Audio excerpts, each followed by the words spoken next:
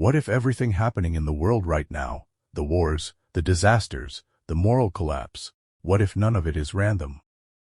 What if the Bible described all of this, in detail, thousands of years before a single news headline was ever written? The ancient prophets didn't just predict events, they predicted a specific sequence. A pattern, a countdown. Today we're going through all 7 signs, one by one, and by the time we reach sign number 7, you will see the world very differently. Stay with me, because sign number 4 is the one that will genuinely stop you in your tracks. And almost no one is talking about it. Welcome. This channel exists for one reason, to take the deepest parts of the Bible and make them impossible to misunderstand. No religion. No politics. No agenda. Just scripture, examined honestly. Today we're looking at the end times, not as a scary concept, but as a carefully written, prophetically precise roadmap. 7 signs. All of them active right now. Let's begin. Sign number 1, nations rising against nations. In Matthew 24, a disciple asks Jesus directly, "Tell us, what will be the sign of your coming and the end of the age?" And Jesus doesn't hesitate. The very first thing he says, "You will hear of wars and rumors of wars." He wasn't describing isolated conflicts. He was describing a global pattern of escalating hostility that would intensify over time. Like birth pains, he says, the pain gets closer together, the tension gets tighter. And if you look at the geopolitical landscape right now, the wars, the broken alliances, the nuclear threats, this sign is not approaching. It's already here. Sign number 2, famines, plagues, and earthquakes in diverse places.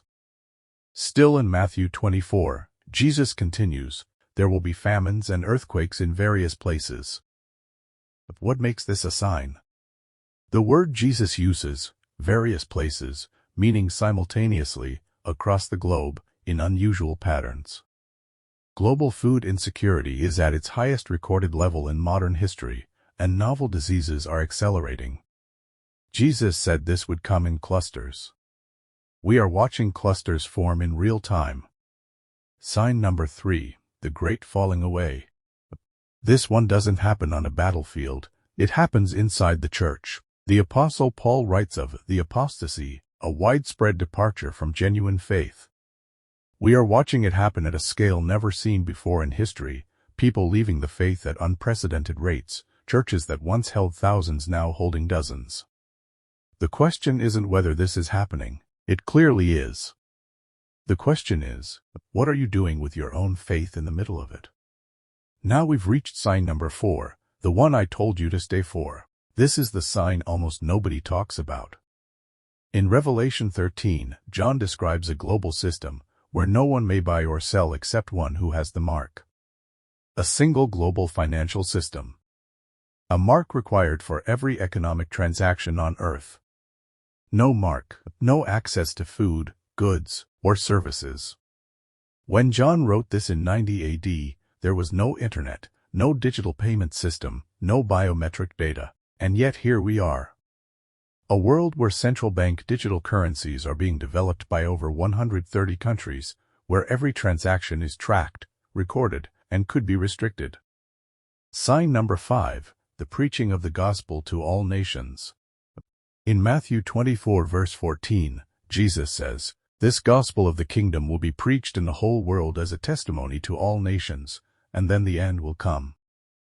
For most of human history, reaching every nation was literally impossible. Thousands of unreached people groups with no Bible, no missionaries, no access to the gospel in any form. Today, for the first time in human history, the Bible has been translated into over 3,000 languages. The gospel is reaching places it has never reached before. YouTube alone reaches billions in virtually every country. Mission organizations report the number of unreached people groups is the smallest it has ever been in recorded history. Sign number 6, moral collapse and the love of many growing cold. In 2 Timothy 3, Paul writes a description of the last days that reads less like prophecy and more like a scroll through today's social media feed. He writes, People will be lovers of themselves, lovers of money, boastful, proud, abusive, ungrateful, unholy, lovers of pleasure rather than lovers of God. 21 specific character traits of the last days. And Jesus adds in Matthew 24, because of the increase in lawlessness, the love of many will grow cold. Not the love of a few. The love of many. A cultural temperature shift, where empathy decreases and human connection becomes transactional. We live in the most connected era in human history, and yet loneliness, depression, and disconnection are at epidemic levels. The love is growing cold. Paul saw it coming. Sign number 7, the final one, the sign that ties everything together, the restoration of Israel. In Luke 21 verse 24, Jesus describes Jerusalem being trampled by the Gentiles, until the times of the Gentiles are fulfilled. For nearly 2,000 years, the Jewish people had no homeland. Scattered across the earth, exactly as Deuteronomy 28 prophesied they would be. And then, on May 14, 1948, something happened that no historian had predicted. The state of Israel was officially declared. A nation reborn in a single generation. Isaiah 66 verse 8 asks, who has ever heard of such a thing? Can a country be born in a day or a nation brought forth in a moment? That is not poetry. That is prophecy. Biblical scholars across traditions recognize 1948 as one of the most prophetically significant events in all of human history. Israel is the prophetic clock. And the clock is running 7 signs. Wars and global conflict, famines and plagues clustering simultaneously. A massive falling away from faith. A global financial system that can control who buys and sells. The gospel reaching every nation for the first time in history. A moral and cultural collapse happening in real time, and the rebirth of Israel, the event that started the prophetic clock ticking. And here is the most important thing I can tell you, the thing the Bible itself emphasizes most. None of this is meant to make you afraid. Jesus said in Luke 21 verse 28, when these things begin to take place, stand up and lift up your heads, because your redemption is drawing near. These signs are not a horror movie. They are a signal. A signal that the story is reaching its conclusion, and that conclusion, for those who are prepared, is not destruction. It is redemption. If this video made you think, share it with someone who needs to hear it. Because that, right there, is sign number 5 in action. Subscribe, because next week we're going inside the most misunderstood book in the Bible. And what we find there will completely change the way you see everything. Until then, keep studying. The Bible is deep. It doesn't have to be complicated. Let's go deeper into sign number 5, because this one is the most hopeful sign on the entire list, and most people completely overlook it. Jesus didn't say everyone would accept the gospel. He said it would be preached as a testimony to every nation. That's a very specific and measurable condition. For 1,900 years after Jesus spoke these words, vast regions of the earth had never heard his name, not once. That is no longer true today. Today, Bible translation organizations are working in the final remaining languages. The finish line of this sign is closer than it has ever been in history. This is the one sign that is not a warning. It is a commission.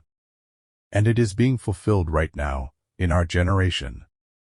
Now let's revisit sign number 6, because Paul's description in 2 Timothy 3 goes even deeper than most people realize. Paul wasn't writing a general complaint about human nature. He was writing a precise description of a specific time period, the last days, with a specific character profile. Lovers of themselves, that's the very first trait Paul lists. Not lovers of God.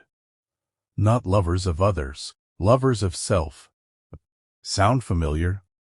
Lovers of money, Paul's second trait. Not that money is evil, but that the love of it, making it the center, is a marker of a culture in its final moral stage.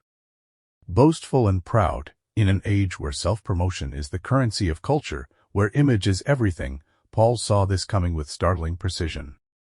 Disobedient to parents, ungrateful, unholy, the breakdown of generational respect and the severing of family bonds. Paul saw all of it. Without love, unforgiving, without self-control, and Jesus adds that because of all this lawlessness, the love of many will grow cold. Not lukewarm. Cold. This isn't abstract theology. It's a measurable cultural trend. Empathy scores in psychological studies have been declining for decades. Connection is breaking down. So we have 7 signs. Each one documented in Scripture. Each one measurably active in our generation. None of this is coincidence. The question that every honest person has to ask themselves when they see all 7 signs together is this: what does this mean for me, personally, right now? The Bible never presents these signs to produce panic. It presents them to produce preparation, and ultimately, hope. Jesus himself used Noah as the ultimate example. People went about their normal lives, eating and drinking, marrying, right up until the moment the rain began. They didn't ignore the signs because they were evil. They ignored them because they were busy. Normal life has a way of drowning out warnings. The ripples are already moving. The signs are already here. The question is whether we're looking down at our reflection or looking up at the sky. Now, before we close, I want to take you into something that ties all 7 signs together in a way that most Bible teachers never address directly. The prophet Daniel was told to seal up the scroll until the time of the end, when many will go here and there to increase knowledge. Daniel 12 verse 4. Many will go here and there. In Daniel's day, a journey of 500 miles took months. Today, a human being can circle the entire globe in 24 hours. Increase in knowledge. The sum total of human knowledge now doubles approximately every 12 hours according to technology researchers. Daniel saw this too. Every single sign is pointing in the same direction. Every single prophecy is converging on the same moment. That is not something any human author could have coordinated across 40 writers and 1,500 years. 40 different authors. 3 different continents. 3 different languages. Written across 1,500 years. And every single piece fits together with mathematical precision. This is not a book written by men with good intentions. This is a book where the end was declared from the beginning, and we are living in that declared ending. The sun is setting on this age. But a sunset is not the end of light. It is the beginning of the next thing. The God who named every star, who told Abraham his descendants would outnumber them, is the same God who wrote these 7 signs into history before history began.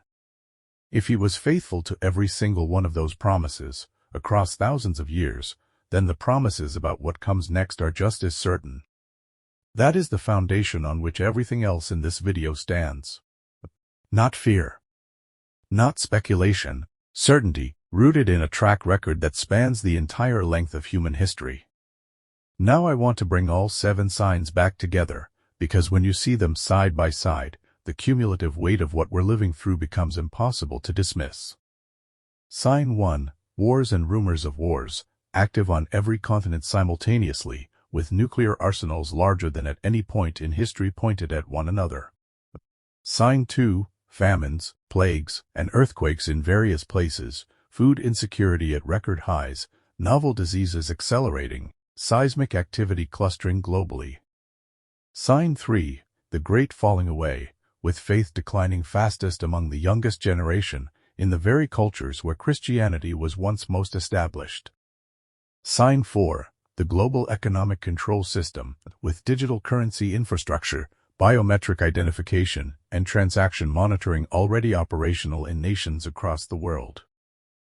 Sign 5. The gospel to all nations, with the number of unreached people groups at its historical lowest point and Bible translation nearing completion in the final remaining languages.